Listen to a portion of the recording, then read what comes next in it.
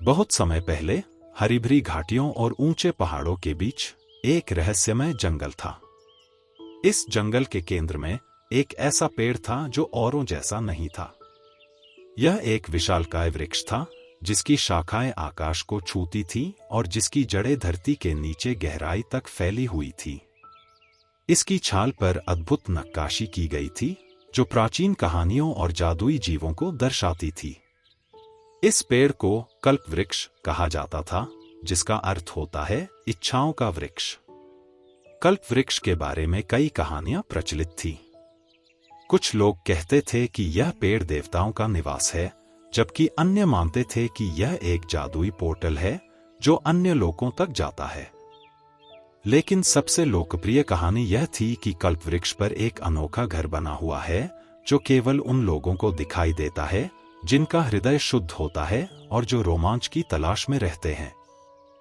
एक दिन एक युवा लड़की जिसका नाम तारा था, उस जंगल में भटक गई। तारा एक साहसी और जिज्ञासु लड़की थी जो हमेशा नई चीजों की खोज में लगी रहती थी।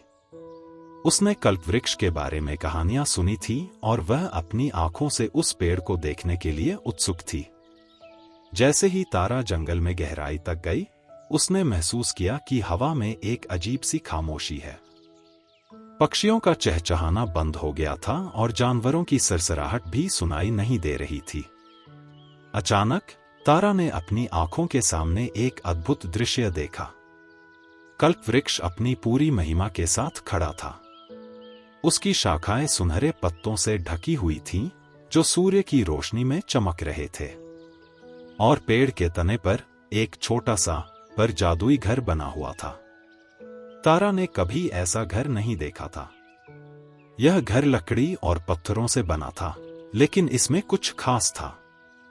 खिड़कियां रंगीन कांच से बनी थी और दरवाजे पर एक चांदी की घंटी लटकी हुई थी। घर के चारों ओर फूलों और जड़ी बूटियों का एक छोटा सा बगीचा था, जिसमें तितलियां और मधुमक्खियां मंडरा रही थीं। तारा धीरे धीरे घर की ओर बढ़ी। जैसे ही उसने दरवाजे पर लगी घंटी को बजाया, एक मधुर ध्वनि पूरे जंगल में गूंज उठी। कुछ ही क्षणों में दरवाजा खुला और एक बूढ़ी औरत बाहर निकली। बूढ़ी औरत की आंखें दया और ज्ञान से भरी हुई थी।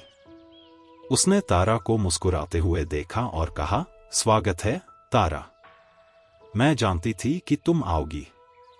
तारा आश्चर्यचकित थी। आप मेरा नाम कैसे जानती हैं? उसने पूछा। मैं कल्प वृक्ष की संरक्षिका हूं, बूढ़ी औरत ने उत्तर दिया। मैं इस घर में रहती हूं और उन लोगों का स्वागत करती हूं जो इसे खोजने के लिए भाग्यशाली होते हैं। बूढ़ी औरत ने तारा को घर के अंदर आमंत्रित किया। तारा ने देखा कि घर अंदर से बाहर से भी ज्यादा जादुई था।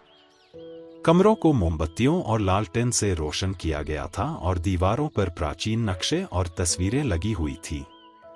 एक कमरे में एक विशाल पुस्तकालय था, जिसमें हर तरह की किताबों का संग्रह था।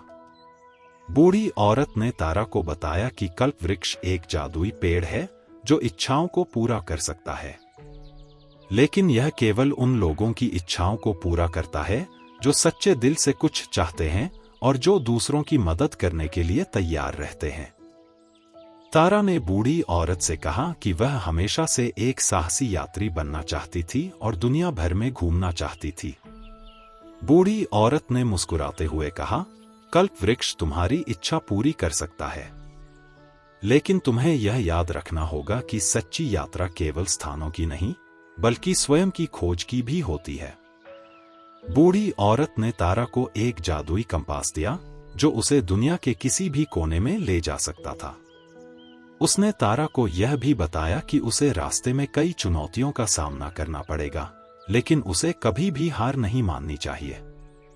तारा ने बूढ़ी औरत को धन्यवाद दिया और घर से विदा ले ली। उसने जादुई कंपास को सक्रिय किया और वह उसे एक दूर देश की ओर ले गया। तारा ने कई सालों तक दुनिया भर में यात्रा की। उसने ऊंचे पहाड़ों पर चढ़ाई की, गहरे समुद्रों में गोता लगाया और घने जंगलों में खो गई। उसने कई अलग अलग संस्कृतियों के लोगों से मिली और उनसे नई चीजें सीखी। अपनी यात्रा के दौरान तारा ने कई बार खतरों का सामना किया। उसने तूफानों, जंगली जानवरों और बुरे लोगों से लड़ाई लड़ी, लेकिन उसने कभी भी हार नहीं मानी और हमेशा अपने लक्ष्यों को प्राप्त करने के लिए कड़ी मेहनत की। एक दिन तारा एक छोटे से गांव में पहुंची जो एक भयानक अकाल से पीड़ित था। गांव के लोग भूखे मर रहे थे और उनकी फसलें सूख गई थीं। तारा को गांव के लोगों पर बहुत दया आई और उसने उनकी मदद करने का फैसला किया। तारा ने अपनी सारी संपत्ति गांव के लोगों को दे दी। उसने उन्हें भोजन और पानी दिया और उनकी फसलों को फिर से उगाने में मदद की। तारा की उदारता से गांव के लोग बहुत खुश हुए और उन्होंने उसे धन्यवाद दिया। जब तारा गांव से विदा लेने वाली थी तो गांव के एक बूढ़े व्यक्ति ने उसे एक जादुई बीज दिया। बूढ़े व्यक्ति ने कहा, यह बीज तुम्हें उस जगह ले जाएगा जहां तुम्हें सबसे ज्यादा जरूरत है। तारा ने बीज को बो दिया और कुछ ही दिनों में वह एक सुंदर फूल में खिल गया।